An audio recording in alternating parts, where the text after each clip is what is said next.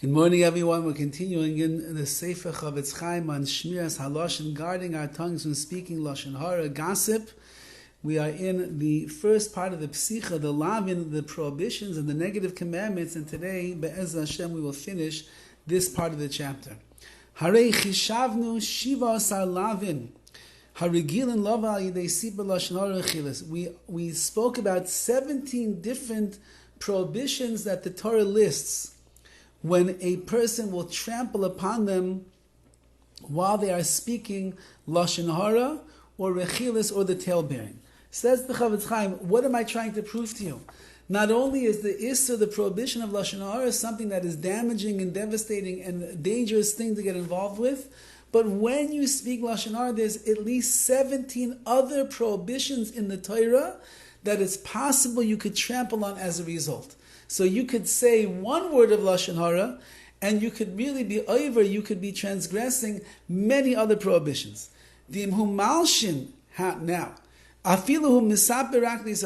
that's even if all you're doing is talking to another Jew, the words of Lashon HaRa. Now, but if you speak Lashon HaRa and you talebear about a Jew in front of a Kusi, in front of a non-Jew, the prohibition that you have done is much greater, and it's much more stringent and worse if you tell Lashon HaRa about a Jew in front of a goy. Sometimes, as a result of what you have said, you can be included in the category of a masr, someone that is ma'aser, that hands over a Jew into the hands of the non-Jewish world by tattletaling on him, by tale-bearing, by speaking Lashon HaRa, by turning him in sometimes to save your own self from legal quandaries that you find yourself in. You turn in another Jew to the Goyish courts. You are in the category of a masr, someone that has given over a Jew into the hands of the non-Jews. Like we're going to explain later on, God willing.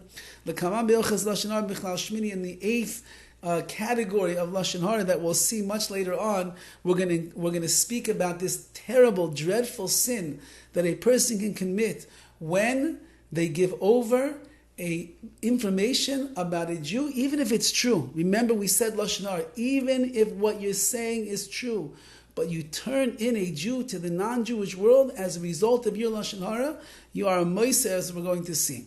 And that's much worse than just regular words of Lashon HaRa. Many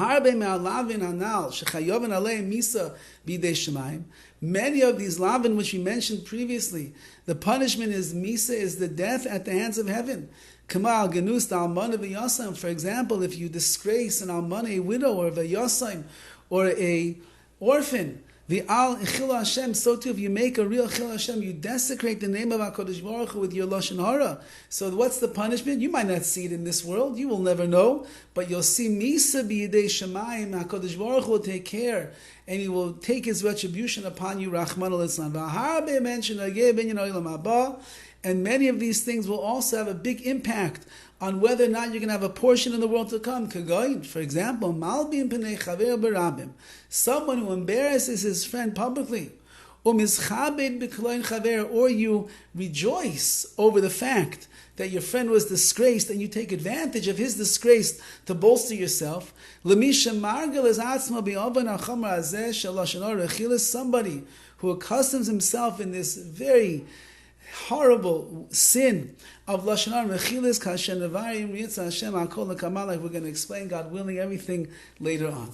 So says the CHOFETZ as he concludes this part of his Pesicha, 17 lavin a person is shaykh to trample on, and included in that, he says, is being a meiser, which is the worst of them all, to turn in a Jew as a result of your Lashon HaRa. Remember, even if it's true, but you degrade another Jew, you make him look bad, you put him down and talk badly about him in the face of the non-Jewish world and get him turned in, that's a masr. And then we said, not only will you have a misa b'yidei Shemayim, can a person receive death at the hands of heaven, but they will also lose their chelik, their portion in the world to come, as a result of this insidious and this lowly aveira, the sin of Lashon HaRa and Rechilas, that we are trying to prevent ourselves from getting locked into, so that we can have a Lashon Nekiah, will have a cleaner and a more refined and noble speech, to to be able to talk the way that HaKadosh Baruch Hu wants Klal Yisrael to speak to each other, to others, even to the non-Jewish world, on a level that is exalted with the dignity of the Tzelem Elokim that we are. Have a wonderful day.